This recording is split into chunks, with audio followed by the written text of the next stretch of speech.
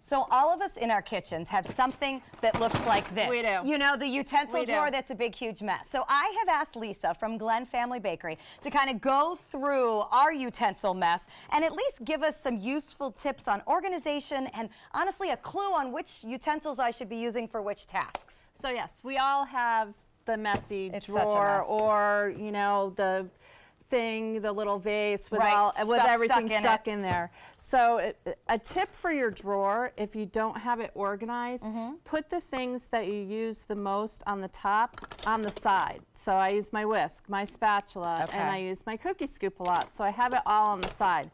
Everything else can kind of go to the other side where you're scraping through, but you want easy access. For so sure. if you don't have, you know, the little organizers, which would be the way to go. But sometimes they don't fit the odd-shaped and they don't fit your utensil necessarily. Yeah. All right, now I have a question because this is a huge debate in my house. Oh gosh. What you use a scraper for versus what you use a spoon for, and is it okay to use this on hot things or all of these things? So you pulled some for us. So I did.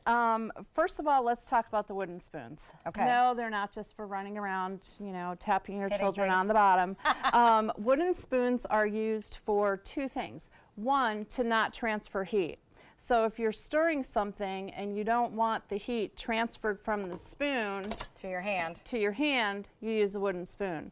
The other tip is in the baker's world or in the chef's world is when you coat the back of a wooden spoon, how well it sticks means it's set. So a lot of people will run their finger down if it doesn't bleed back in. Then you know that your pudding or your custard or your pastry cream is set and it's ready. Are these better for just basic stirring than, say, a plastic version? Well, there's a couple ways that you can think about it. Say you have a brownie mixture. The best way for you to incorporate everything together is going to be a rubber spatula. And there's two types of rubber spatula. This one's a hard, straight spatula.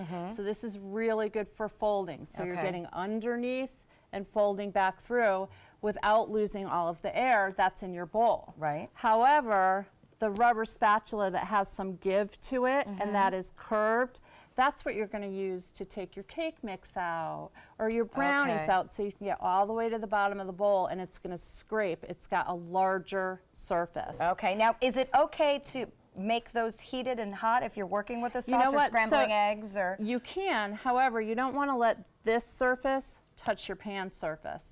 So it's okay for it to be within the food, but not necessarily touch the hot surface. So I should tell my husband itself. we don't scramble eggs with these. Right, exactly. It's a big debate in my house. Or you can see on this one, we use it in the Cuisinart sometimes and it hits it the hits blade. The blade. So you know that's another reason. I'm glad your utensils look like that too. Now tell me about whisking because it's a command you see in recipes all the time.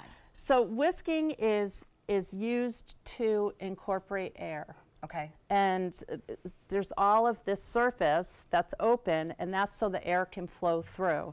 So often you'll see, like on the chef shows, you'll see people whipping cream like in a copper bowl. So it incorporates air. I love to use the whisk for eggs. So if you're going to do like an omelet or you're going to scramble eggs, to keep it fluffy. When you see a recipe command that says whisk together, take it seriously. It says whisk for a reason? Exactly. Doesn't mean we should just be stirring it. So the difference, so when you have the rubber spatula, you're using this to keep the air and the fluffiness. This is creating it. All right, so if your utensil drawer looks like this, hopefully this helps a little bit. Yep, even the professionals have drawers like this, but they've got great advice on how to use our tools.